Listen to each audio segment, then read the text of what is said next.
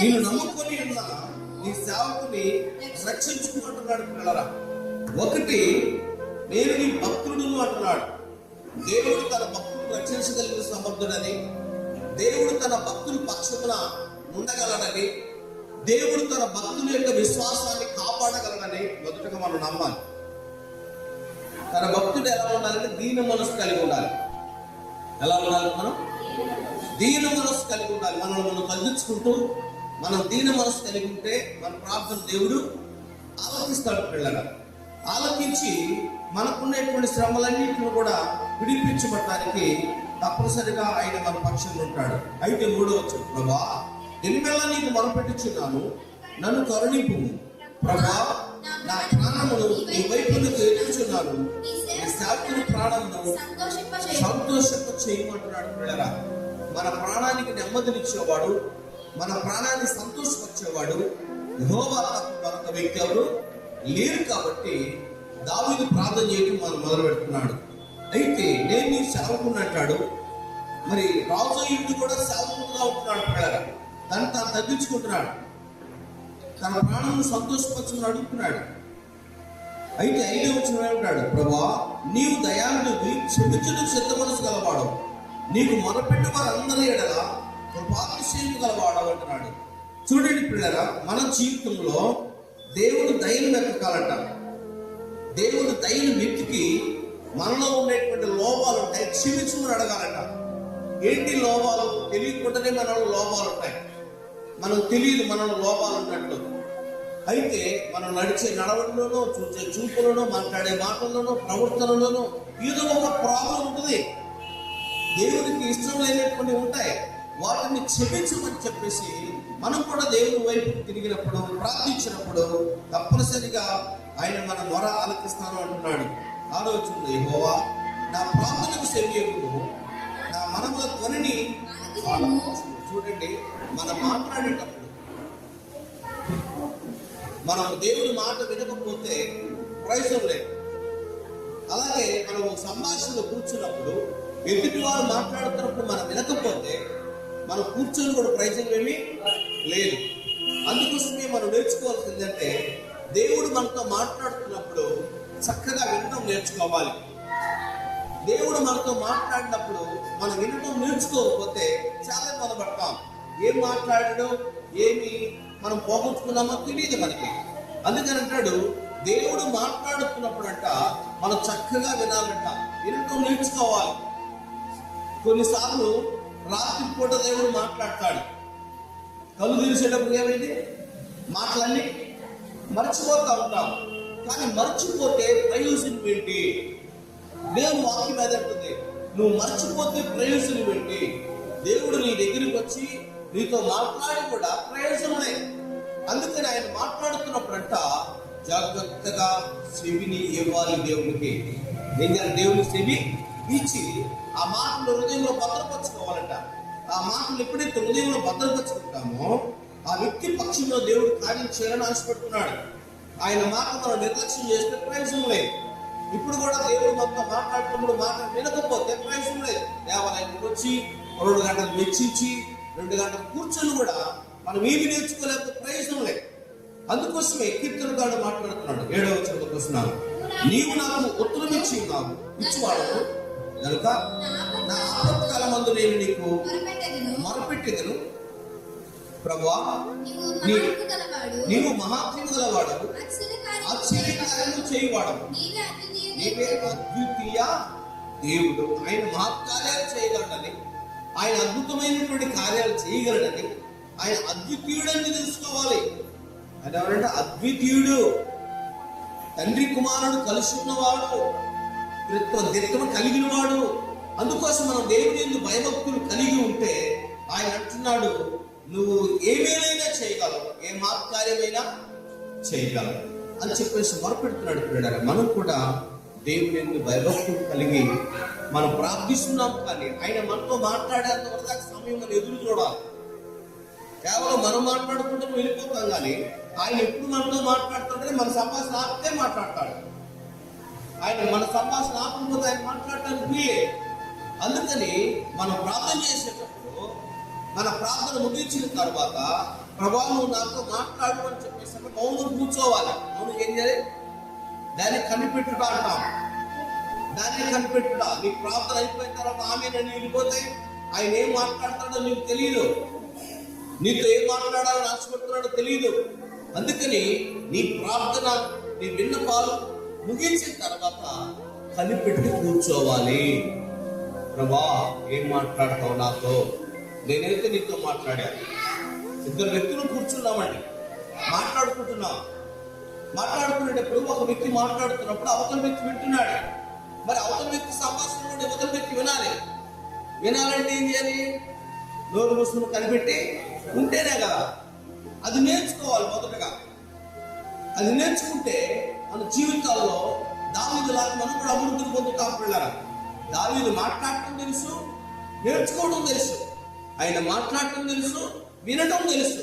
అందుకని మన జీవితంలో కూడా దేవుడితో మాట్లాడేటప్పుడు, ప్రార్థించేటప్పుడు మనం కూడా కనిపెట్టుకొని కూర్చోవాలంటే ఏం మాట్లాడతావు ప్రభా? నేనైతే నా సంభాషణ తెలియజేశాను, నా బాధలు, నా సమస్యలన్నీ తెలియజేశాను. ఇప్పుడు నా సమస్యకు, నా బాధలకు పరిస్థితులను ఏమిస్తాం అని చెప్పేసి మనం కొంచెం సమయము కనిపెట్టుకొని కూర్చోవాలి. కనిపెట్టుకొని కూర్చోవాలి. ఏం చెప్తాడో వినాలి. ఆ వినడం నేర్చుకుంటున్నాడు దావీదు. మనం కూడా నేర్చుకోవాలి అంటున్నాడు. పిల్లరా 9వ వచనం తెలుసా? ప్రభా దేవతల్లో నీ వంటి వాడు లేడు, నీ కార్యములకు సాటి అయినటువంటి కార్యములు లేవు. చూడండి పిల్లరా, దేవతల్లో నీ వంటి వాడు లేడు అంటున్నాడు. దావీదు మాట్లాడుతున్న మాట. మరి దేవతల గురించి దావీదుకి ఏంటయ్యా అని ఆలోచిస్తే దావీదుకి సర్వము తెలుసు. దేవతలు ఎవరో తెలుసు, దేవుడు ఎవరో కూడా తెలుసు. ఇప్పుడు మనం కూడా దేవతలు ఎవరో తెలుసుకోవాలి, దేవుడు ఎవరో తెలుసుకోవాలి. కానీ మన జీవితంలో దేవతలు అనగానే మనకు కొంతమందికి ఇరిటేషన్ వస్తూ ఉంటుంది. అసలు ఆ మాట మనం మాట్లాడకూడదు. ద్వితీయోపదేశ కాండంలో మాట్లాడుతున్న మాటలు అవే కదా. ఆ పేర్లు ఎత్తకూడదు అంటున్నాడు కదా.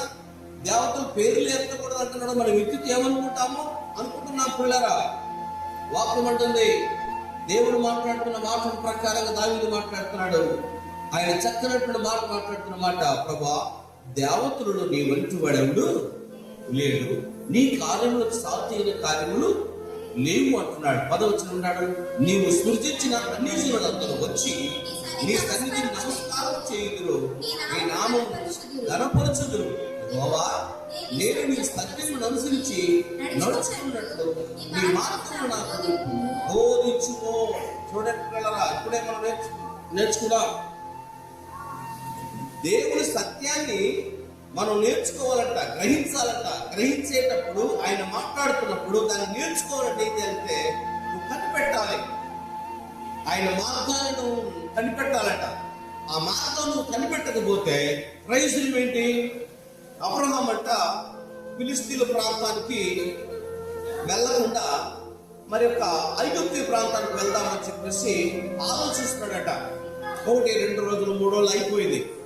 ఆలోచించుకుంటూ ఐగుప్తుకి వెళ్ళిపోదాము, ఇక్కడేమో కరువు వచ్చేస్తుంది కదా అని చెప్పేసి ఆ రాత్రి ప్రార్థన చేయడం మొదలు పెట్టాడట. ప్రభా నేను ఐగుప్తుకి వెళ్దాం అనుకుంటున్నాను, మరి నా పరిస్థితి ఏంటి? అక్కడ నా పశువులకి నాకు మంచి అవకాశం దొరికిందా అని చెప్పేసి ప్రార్థన చేస్తుంటే దేవుడు అంటున్నాడు, దేవుడు మాట్లాడుతున్న మాట అబ్రహాం వింటూ నేర్చుకున్నాడు. అబ్రహాంతో దేవుడు అంటున్నాడు, అబ్రహామా నువ్వు ఐగుప్తుకి వెళ్ళక ఫిలిస్తీన్ల ప్రాంతమునకు వెళ్ళుము అంటాడు. దేని ప్రభా? నేను ఫిలిస్తీన్ ప్రాంతానికి వెళ్తే వాళ్ళ మంచోళ్ళు కాదు కదా అని సమాధానం చెప్పట్లా. దేవుడు ఏ ప్రాంతానికి వెళ్ళమన్నాడో ఆ ప్రాంతాన్ని జాగ్రత్తగా విని ఆయన ఏ ఊరు వెళ్ళాలనుకుంటున్నాడు ఆ ఊరు మర్చిపోయి ఇప్పుడు ఫిలిస్తీన్ ప్రాంతానికి వెళ్ళాడు. ఫిలిస్తీన్ ప్రాంతంలో దేవుడు అబ్రహాముని బహుగా దీవించాడు. ఇప్పుడు కూడా మన జీవితంలో కొన్నిసార్లు శ్రమ రావచ్చు, కొన్నిసార్లు శోధన రావచ్చు, కొన్నిసార్లు కరువు రావచ్చు, కొన్నిసార్లు అపనందం రావచ్చు. కానీ దేవుడు వెళ్ళమన్న స్థలానికి, దేవుడు చేయమన్న పనిని మనం చేస్తే మహాదీవుని అనుభవిస్తబడతాము. అలాగే అబ్రహాం అనుభవించాడు, అలాగే ఇస్సాకు అనుభవించాడు. ఇప్పుడు కూడా మన జీవితంలో దేవుడు చేసినటువంటి క్రియలను జ్ఞాపకం చేసుకోవాలంట. అలాంటి కొరవే తన కుమారుడు కాలంలో కూడా వచ్చేస్తుంది. తన కుమారుడైన ఇస్సాకు అదే అనుకుంటున్నాడు. ఐగుప్తుకి వెళ్ళిపోదాం అనుకుంటున్న టైంలో దేవుడు ఆయనతో మాట్లాడటం మొదలుపెట్టాడు. రిషా, నువ్వేంటి ఐగుప్తుకి వెళ్దాం అనుకుంటున్నావా? ఇదిగో నువ్వు స్వయంతో ఫిలిస్తీన్ ప్రాంతానికి వెళ్ళము, నేను నీకు అక్కడ ఏమైంటాను, తోడైంటాను అన్నాడు. అంతే. ఆ మాటకు లోబడిపోయి తన మనసును మార్చుకొని తన తలంపులు మార్చుకొని ఫిలిస్తీన్ ప్రాంతానికి వెళ్ళిపోయాడు. అక్కడ కొంచెం శ్రమ కలిగినప్పటికీ కూడా దేవుడు ఆయన బహుగా ఆశీర్వదించాడు. అందుకని ఆ బహుదీవులు మనం అనుభవించబడాలంటే, బహు ఆశీర్వాదాన్ని మనం అనుభవించబడాలంటే ఆయన కూర్చోమంటే కూర్చోవాలి, లేవమంటే లేవాలి, ఎక్కడికి వెళ్ళమంటే అక్కడికి వెళ్ళటం నేర్చుకోవాలి. ఆయన చెప్పిన మాట వినటం నేర్చుకోవాలి. అది వినటం నేర్చుకోకుండా ఆయన మాట్లాడుతున్నప్పుడు మనం ఏదేదో ఆలోచించుకున్నట్లయితే నువ్వు కళ్ళు చేసేటప్పుడు ఏమైపోద్ది, మరచిపోయిన కళలాగే ఉంటుంది మన జీవితాలు కూడా. అలా ఉంటుంది కాదు. కానీ ఇక్కడ కీర్తనకారుడు మాట్లాడుతుంది, యెహోవా నేను నీ సత్యమును అనుసరించి నడుచుకున్నట్లు నీ మార్గం నాకు బోధించుకో. దేవుడు తన మార్గాన్ని మనం బోధించినప్పుడు దాన్ని తెలుసుకోవాలి కదా. మరి అబ్రహామును పొమ్మంటే పోయాడు, ఇస్సాకు పొమ్మంటే పోయాడు. అలాగే ఇంకొక ఆయన ఉన్నాడు, ఆయన పేరు యోనా. ఏం పేరు? యోనా. వెళ్ళమంటే వెళ్ళకుండా మరొక ప్రాంతానికి వెళ్ళబోయి ఆ వాడకే తిప్పలు తెచ్చిపెట్టాడంట. ఏం తెచ్చిపెట్టాడు? ఆయన వెళుతున్న వాడకే తిప్పలు తీసుకొచ్చి పెట్టాడు. దీనికి కారణం ఏంటంటే దేవుడు చెప్పిన మాటలు వినకుండా మానవుడు కలిగినటువంటి ఆలోచన తలంపుల ప్రకారంగా మానవుడు జీవించడం నేర్చుకున్నాడు. దేవుడు చెప్పింది నేను చేయచేవాళ్ళు చాలా తక్కువ మంది, కానీ తన ఇష్టానుసారంగా నడిచేవాళ్ళు తనకు ఆలోచన ప్రకారం జీవించే చాలా ఎక్కువ మంది పిల్లరా. ఎందుకంటే మనం బైబిల్ గ్రంథం చూస్తే మనం ఒక యోనానే చూస్తాం. యోనా అంటే చాలా మంది ఉన్నారు, కానీ అవన్నీ రాయటం చాలా కష్టమైంది. అందుకని మనకు నేర్చుకోవడం కోసం ఒక్కొక్కరు దాన్ని పెట్టుకుంటూ వచ్చాడు బైబిల్ గ్రంథాల్లో. అట్లా మన జీవితంలో కూడా మనం దేవుడు మనతో మాట్లాడుతున్నప్పుడు మనం నేర్చుకుంటే, మనం వింటే, దాన్ని అనుసరిస్తే అబ్రహాము దీవించబడినట్లే, యాకోబు దీవించబడినట్లే మనం కూడా దీవించబడతామంటున్నాడు. అందుకని నీవు మార్గము నాకు బోధించబడమంటున్నాడు. దేవుని మార్గమును మనం బోధించాలి. నేను ఏ ఊరు వెళ్ళాలో తెలుసుకోకుండా నాకు నచ్చిన ఊరు వెళ్ళిపోతే అక్కడ ప్రయోజనమే. అందుకంటాడు దేవుడు ఏ మార్గాన్ని పంపిస్తాడో ముందు నువ్వు కనిపెట్టుకోవాలి. నువ్వు రాత్రిలో ప్రార్థన చేసినప్పుడు ఆ రాత్రి నా ప్రభా ఈ రాత్రి కలలోనన్నా నాతో మాట్లాడు. ఒకవేళ దర్శనంలో మాట్లాడలేకపోతే మాట్లాడలేకపోయామేమో, దర్శనమును నేను వినేటువంటి చూచేటువంటి చూపులు ఒకవేళ మా దగ్గర లేవేమో, దయచేసి కలలోనే మాట్లాడమని చెప్పేసి దేవుడు అడగాలట. కానీ మనం అడగం. మనుషులు సహాయం కోసం ఎదురు చూస్తూ ఉంటాం. ఆ మనుషులు చెప్పినట్టు జీవించి చాలా దేవుని కోపానికి మన ఆశీర్వాదానికి దూరంగా ఉంటాం పిల్లరా. మనం అలా కాదు, కానీ దేవుని యొక్క వాక్యం చేత మనం నేర్చుకునే వారిగా ఉండాలి. ఎలా ఉండాలి మనం? అయితే చూడండి, నీ నామమునకు భయపడినట్లుగా నా హృదయమునకు ఏక దృష్టిని కలగ చేయము. మొదటిగా మనకు ఏక దృష్టి కావాలి. దేవుని నామాన్ని, దేవుని మాటలు వినడానికి ఏక మనసు కావాలి. ఏక మనసు లేకుండా ఆయన మాట్లాడుతున్నప్పుడు ఆయన మాటను అర్థం చేసుకోకపోతే ప్రయోజనం లేదు అంటున్నాడు. నా పూర్ణ హృదయంతో నేను నీకు కృతజ్ఞతాస్తుతులు చెల్లించెదను, నీ నామము నిత్యము మహిమపరచెదను అంటున్నాడు. దేవుని మాట ఎవరు వింటారో వారు దేవుని నామాన్ని మహిమపరుస్తారు. అంతే. దేవుని మాటను వినకపోతే మనం మహిమపరచలేము, మహిమ కలిగిన కార్యాలు చూడలేము. అందుకోసం దేవుని యొక్క వాక్యము మనతో మాట్లాడుతున్నప్పుడు జాగ్రత్తగా వినాలట. చూద్దాం, త్వరగా వెళ్దాం. కీర్తన భాగం 26వ అధ్యాయం తీసుకెళ్తున్నాను. 3-4 వచనాలు చదవండి త్వరగా. కీర్తన 26. నీ కృప నా కన్నుల ఎదుట ఉంచుకొని ఉన్నాను, నీ సత్యమును అనుసరించి నడుచుకొనుచున్నాను. ఎవరితో మనం చేసే సాంగత్యం ఎవరితో ఎక్కువ? ఎవరికంటే ఆ మాట చెప్తే నన్ను కొడతారే కదా. దావీదు అంటున్నాడు, నేనైతే చేయను అవుతావు, నేనైతే చేయను. నేనేం చేస్తానని అని ఆలోచిస్తే, ఒకటి నీ కుప్పను వెతుకుతా, రెండోది నీ సత్యాన్ని వెతుకుతా. ఈ పలికమాల వాళ్ళు అసలు నాకు బంధువు కూడా ఉండడానికి వీళ్ళే. ఆ పనికిమాలిన వాళ్ళు నాకు ఉండటానికి కూడా వీలు లేదు. ఆ తీర్మానం మనకు రాదు కాబట్టి మనం ఆ దీవెన అనుభవించడం లేదు. అందుకే ఈయన అంటాడు, అసలు పనికిమాలిన వాళ్ళు నాకు అవసరమే లేదు. వాడు పనికొచ్చేవాడో పనికిరానోడా ముందు మనం తెలుసుకోలేదు కదా. వాక్యం అంటది వాడు పనికొచ్చేవాడా పనికిరానోడా. పనికొచ్చేవాడైతే అభివృద్ధిని పొందుతాడు, పనికిరానోడైతే అభివృద్ధి పొందడానికి వీలు లేదు. దేవుని కృపను దేవుని సత్యాన్ని తెలుసుకుని ఏ మానవుడు పనికి మానవాడిని ఉండడు. మనం ఆశీర్వాదానికి పాత్రలో ఉంటాం పిల్లలు. అలాంటి వారితో మనం సాంగత్యం చేయను అంటున్నాడు ఎవరైనా. దావీదు అందుకని రాజు అయ్యాడు. అందుకే దేవుడు ఆయన బహుగా దీవించాడు.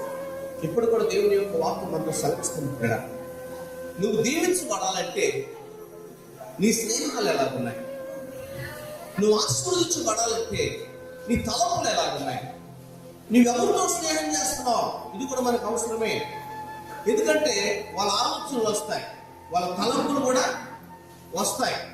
వాళ్ళ ఆలోచనలు వస్తాయి, ఇంకా వాళ్ళ తలంపులు కూడా వస్తాయి పిల్లరా. ఎందుకంటే స్నేహ ధర్మం అనేది చాలా అవసరం. స్నేహ ధర్మం అనేది చాలా అవసరం. ఎలాంటి వారితో స్నేహం చేస్తే అలాంటి తలంపులు కూడా వస్తాయి, అలాంటి అలవాట్లు కూడా వస్తాయి, అలాంటి మాటలు కూడా వస్తాయి. అవునా కాదు? అందుకే పిల్లలు అప్పుడప్పుడు అబ్బాయి ఎవరితో స్నేహం చేస్తున్నా మన పిల్లలు జాగ్రత్త. మన కిరణకు వార్నింగ్ ఇచ్చారు, వచ్చిండు పోయిండు, మనం ఎప్పుడైనా మాట్లాడావా, వీళ్ళు మాట్లాడుతున్నారు, ఏమన్నా వీళ్ళు వచ్చిండు పోయిండు, మనకేమన్నా భాష ఉందా భాష. అయితే వీళ్ళు ఎవరితో స్నేహం చేస్తున్నారు ఒకసారి కనిపెట్టాలి. కనిపెట్టకపోతే ఆ భాషను నేర్చుకుంటారు. కాబట్టి వాళ్ళ స్నేహాలేంటో బాగా ఆలోచించు. ఎవరితో ఈ పిల్లలు కలిసి జీవిస్తున్నారో, ఈ భాష ఏంటి అసలు, ఇది మనం సరి చేసుకోకపోతే వాళ్ళ భాష అలాగే మాట్లాడుకుంటూ వెళ్ళిపోతారు. వచ్చిండు అంతనే కదా, వచ్చిండు పోయిందని మాట్లాడుతుంది. ఎందుకంటే మన భాష వేరు, మన తలలు వేరు, మన తలంపులు వేరుగా ఉంటాయి. కాబట్టి నేర్చుకోవాలి, నేర్పించాలి. అందుకని ఎవరితో పడితే వాళ్ళతో స్నేహం చేయొద్దు అంటున్నాడు దావీదు మాటలేవి. ఎందుకంటే తాగుబోతులతో స్నేహం చేస్తే, నిన్న నేను భోగి రోజు వస్తున్న సాయంకాలం టైంలో రాత్రి 9 అయింది. ఆ టైంలో వస్తుంటే ఎంత భయపడ్డాం, ఎంత భయం వేసిందంటే అసలు బొల్లు సామాన్యంగా రావట్లా, పావులు వచ్చినట్టు వస్తున్నాయి బైకులు, ఈ కారులోళ్ళు ఆ కిందకి రావట్లేదు. అనుకున్నాను, అబ్బా నేను 4 గంటలకి ఇంటికి వెళ్దాం అనుకుంటే, నేను ఒంగోలు దగ్గరికి వెళ్ళాను. అటు నుంచి రిటర్న్ వచ్చినప్పుడు మళ్ళా ఫోన్లు చేస్తా ఉంటే ఎంపరాలకు వెళ్ళిపోయాను. ఎంపరాల్లో నేను 5 గంటలకు వెళ్ళిపోతే 7 గంటల దాకా ఎంపరాల్లోనే సరిపోయింది. అక్కడి నుంచి రిటర్న్ అయిపోయింది, 9 అయిపోయింది. చాలా బాధ అనిపించింది. ఎందుకంటే తాగేసి వచ్చి ఎవరు పడతాడో కూడా తెలియదు. అంటే వాళ్ళ ఆలోచనలు అలాంటివి కదా, వాళ్ళ తలంపులు అలాంటివి కదా. కాబట్టి మనం ఏం చేస్తాం, మనం తిన్నగానే వెళ్ళొచ్చు, వచ్చేవాడు తిన్నగా రావడానికి వీలు లేదు. అందుకని మన జీవితంలో చాలా జాగ్రత్తగా మనం నేర్చుకోవచ్చు. దావీదు అంటున్నాడు, మళ్ళీ ఒకసారి చదవనవచ్చు, నేను మాట్లాడుతున్నాను, దావీదు మాట్లాడుతున్నమాట. చదువు 26 నీ కృప నా కన్నుల ఎదుట ఉంచుకొని ఉన్నాను, నీ సత్యం అనుసరించి నడుచుకొని ఉన్నాను. ఎవరితో అమ్మ అందరు ఎన్నున్నారా? అందరూ చెబుతా వస్తారు. పనికిమాలిన వారితో సాంగత్యము. ఆ మాట కనుక మన హృదయంలో భద్రపరచుకుంటే దేవుడు మనల్ని దినదినము కూడా దీవెనకరంగా మారుస్తాడు. దినదినము కూడా దీవెనకరంగా మారుస్తాడు. అందుకని ఆ పనికిమాలిన వారు ఎలా ఉంటారో మన జాగ్రత్త కనిపెట్టుకోవాలి. వారు మనతోనే ఉంటారు, అర్థమైందా? కానీ దేవుని మాటకు మాత్రం లోబడరు. కాబట్టి వాళ్ళ స్నేహానికి మనం దూరంగా ఉండాలి. వాళ్ళ స్నేహానికి ఏం చేయాలి? దూరంగా ఉండాలి. చూడండి, ఇంకొక మాట ఏమంటాడు, 25 కీర్తన చేస్తాం కదా, పక్కనే కదా, 25 కీర్తన 4 వచ్చింది చదివిస్తాను. యెహోవా నీ మార్గము నాకు తెలియచేయము, ఏంటంటే మళ్ళా చదవమా, త్రోవను నాకు తేటపరచుము. ఎందుకంటే నేను ఈ దోవ నిలబై ఆ దోవనంత, నేను బొల్లాపల్లి వెళ్ళాలని అడిగాను అనుకో, ఒక ఆయన చెప్తాడు, బల్లాపల్లి వెళ్ళాలంటే సరిపడపాలెం వెళ్ళు, అక్కడి నుంచి వడ్డేగుంట వెళ్ళు, ఆడ నుంచి రోడ్డు ఎచ్చు, మళ్ళీ లగ్నం తిరిగో అని చెప్తాడు. బహుశా ఇంకొక ఆయన అడిగాను అనుకో, బల్లాపల్లి వెళ్ళాలా, వెళ్ళు వినుకోండి, వినుకొని నుంచి కొండముట్లేదు ఒకడే మాట అంటాడు. అది కూడా బల్లాపల్లి వెళ్ళింది. ఇంకొక ఆయన అడిగాను అనుకో, ఇంకొక మాట ఏమన్నా ఉందండి, ఇలా దొంగలు తండా మీద రావులపురం నుంచి రేవుడిశాల నుంచి బొల్లాపల్లి రావచ్చు. ఇది కూడా బొల్లాపల్లి వెళ్ళింది. కానీ ఈ ఎంత డిస్టెన్స్ ఉంది అనేటువంటిది మొదట మనం ఆలోచించుకోవాలి. ఆ త్రోవలు ఎలా ఉంటాయి, ఏ త్రోవలు వెళ్తే మనం షార్ట్ కట్ గా మనం చేరుకోగలం, క్షేమంగా చేరుకోగలం, ఇది మనకు అవసరం కదా.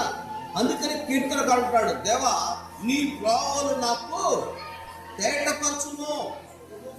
నీ త్రోవలు నాకు తేటపరచకపోతే నేను ఎలా వెళ్ళిపోతానో తెలియదు, ఏ రూట్కి వెళ్ళిపోతానో కూడా తెలియదు అని కీర్తనకారుడు మాట్లాడుతున్నాడు. అందుకని దేవుడు అడగాలి, నీ త్రోవలు నాకు తేటపరచయా, నేను ఆ త్రోవలు వెళ్ళిపోతాను, త్వరగా వెళ్ళిపోతాను, అటు ఇటు తిరిగి చుట్టూ తిరిగి చేద్దాం ఎలా ఒకలాగా.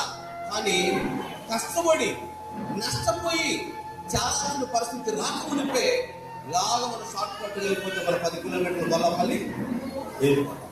చూడండి పిల్లరా, అందుకని దేవుడు నీతో మాట్లాడుతున్నప్పుడు ఆయన మాటను జాగ్రత్తగా విని ఆ మాట ప్రకారం నువ్వు జీవించడానికి ప్రయత్నం చేస్తే నువ్వు త్వరగా చేరుకోవడానికి దేవుడికి అవకాశం ఉండదు పిల్లరా. ఇంకొక మాట చదివిస్తాను, 27 కీర్తన 11 వచ్చిన ఏమంటాడు చూద్దాం. యెహోవా నీ మార్గమును నాకు బోధించు,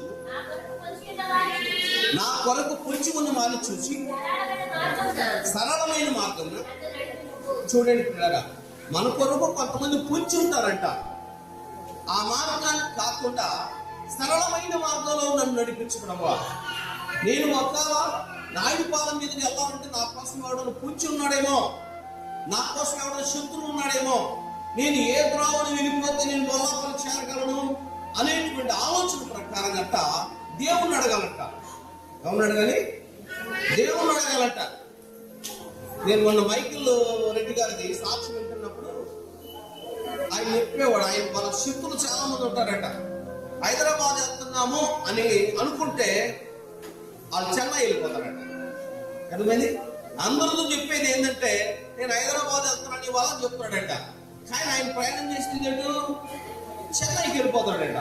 ఒకవేళ చెన్నై వెళ్ళాలని చెప్తే ఆయన హైదరాబాద్ సైడ్ వెళ్ళిపోతాడు. ఎందుకంటే ఒకవేళ నేను హైదరాబాద్ వెళ్తున్నానంటే నా శత్రులు నా కోసం ఏముంటారు, వచ్చి ఉంటాడనంట.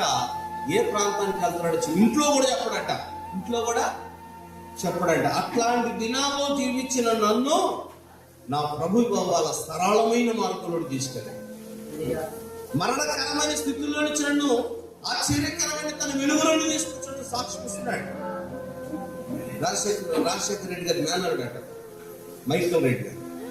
ఆయన ఇచ్చిన సాక్ష్యం అని, నేను మార్పు చెందిన తర్వాత, నేను సరళమైన ప్రాబ్లం నడుస్తున్న తర్వాత నా శత్రువులు అనేక మంది దగ్గరికి వెళ్ళి క్షమాపణ కోరుకున్నా. ఇక నీకు నాకు శత్రుత్వం ఉండడానికి వీలు లేదు. ఇక నేను సరళమైన మార్గంలో వెళ్తాను నేర్చుకున్నాను.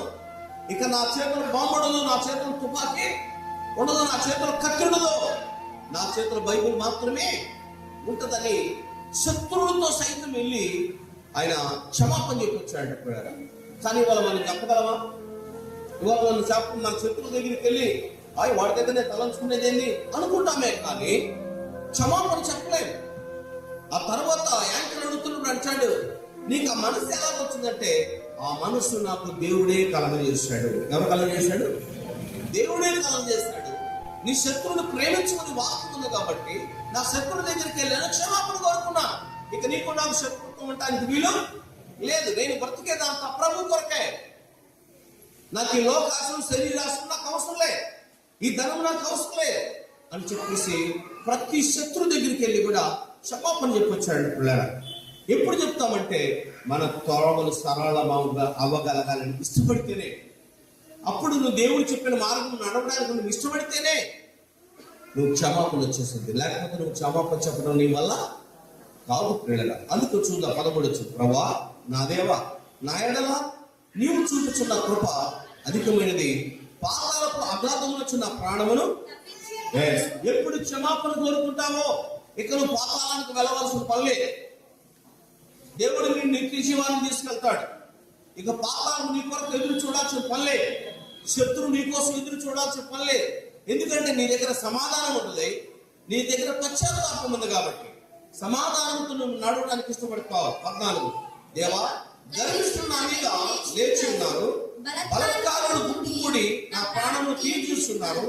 వారు నిన్ను లక్ష్య పెట్టిన వారై ఉన్నారు. ప్రభువా, నీవు దయాదర్శనం గల దేవుడవు, దీర్ఘశాంతుడు, కృపాసత్యముతో నిండిన వాడవు.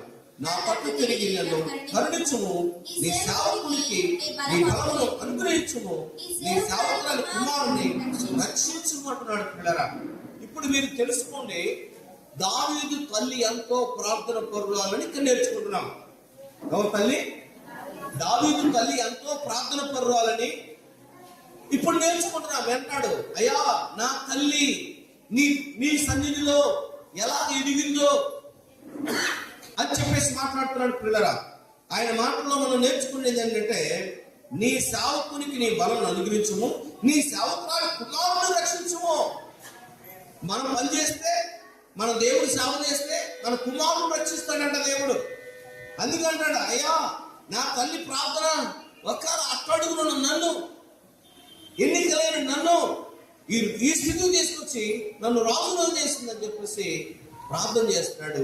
ఇది నా తల్లి యొక్క ప్రార్థన, నీ సావుకురాలు యొక్క ప్రార్థన. నీ సావుకురాలు యొక్క ప్రార్థన బట్టి నన్ను కరుణించు, నన్ను రక్షించు అంటున్నాడు. పిల్లరా, ఇవాళ కూడా మన పిల్లల కోసం ఆస్తులు సంపాదించాల్సిన పని లేదు, కానీ దేవుని ఆశీర్వాదాన్ని కనుక సంపాదిస్తే అది మన పిల్లలకు ఆశీర్వాదకరంగా ఉంటుంది అంటున్నాడు. లాస్ట్ వచ్చి చదివిస్తాను. యెహోవా, నీవు నాకు సహాయకుడివై నన్ను ఆదరించున్నావు.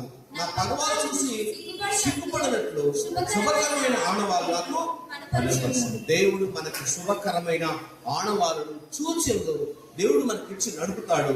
అప్పుడు మనము మన పిల్లలను క్షేమకరమైనటువంటి ఆశీర్వాదాన్ని మనం కలిగి జీవిస్తాం. దేవుడి కీర్తన భాగాన్ని దీవించబడునుగా. ఆమేన్. చిన్న ప్రార్థన. యేసు ప్రభువానికి వందనాలు తండ్రి.